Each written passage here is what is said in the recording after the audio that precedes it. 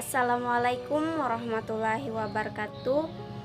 Perkenalkan, nama saya Linda, program studi akuntansi syariah, semester 3 kelas B. Maksud dan tujuan saya membuat video kali ini adalah untuk memenuhi salah satu tugas ujian tengah semester dengan mata kuliah Ushul Fikih Keuangan. Dosen pengampu Bapak Muhammad Nur Sayuti SEBAME.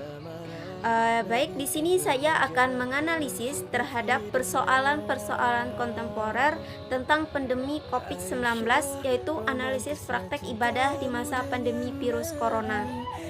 Yang pertama yaitu memakai masker saat sholat dalam keadaan pandemi. Nah, ada yang berpendapat yang mengharamkan memakai masker saat sholat meskipun dalam keadaan pandemi. Adapun dalil yang digunakan dalam hadis Rasulullah Shallallahu Alaihi Wasallam yang artinya Rasulullah melarang seorang laki-laki menutup mulutnya saat sholat.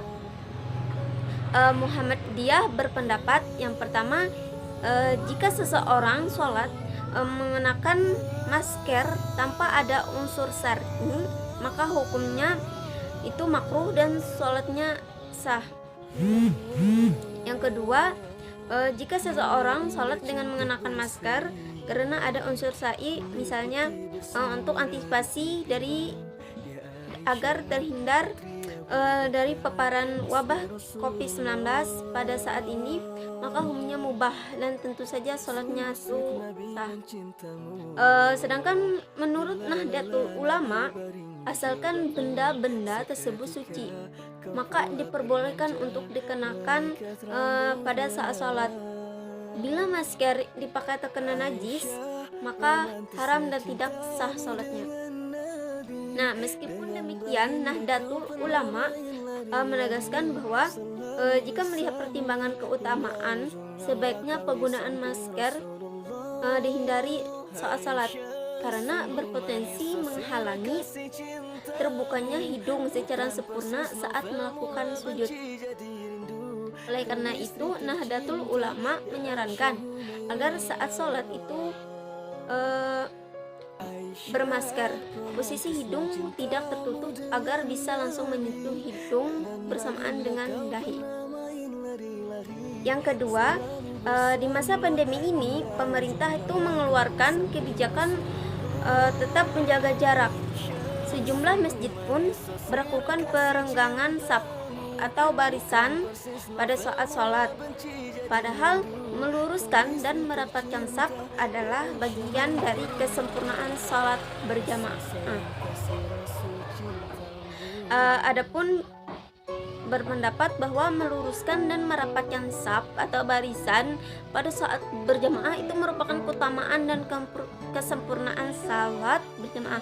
Namun salat berjamaah dengan saf yang tidak lurus, tidak rapat, hukumnya tetap sah, tetapi kehilangan keutamaan dan kesempurnaan jamaah. MUI berpendapat bahwa untuk mencegah penularan wabah COVID-19 itu menerapkan physical distancing. Nah, saat salat berjamaah, cara merenggangkan saf hukumnya boleh. Salatnya tetap sah dan tidak kehilangan keutamaan berjamaah karena kondisi tersebut sebagai hajat syariah. Nah, yang ketiga adalah sholat Jumat. Nah, sholat Jumat berjamaah di masjid itu hukumnya wajib, bisa menjadi tidak wajib dan diganti dengan sholat zuhur di rumah. Dari ketiga permasalahan yang saya paparkan tadi, metode yang digunakan adalah istihad, di mana pengertian istihad ini adalah mencurahkan pikiran dengan bersungguh-sungguh atau proses penetapan hukum syariat dengan mencurahkan seluruh pikiran dan tenaga secara bersungguh-sungguh. Nah, dapat disimpulkan bahwa istihad itu merupakan penetapan salah satu sumber hukum Islam, yang dimana fungsi istihad ini adalah sumber hukum Islam untuk menetapkan suatu hukum, yang dimana hal tersebut tidak dibahas dalam Al-Quran dan hadis. begitu pentingnya melakukan istihad ini, sehingga jumhur ulama menunjuk istihad menjadi izah dan matakom hukum.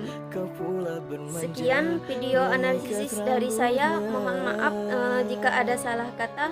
Akhir kalam, Assalamualaikum warahmatullahi wabarakatuh.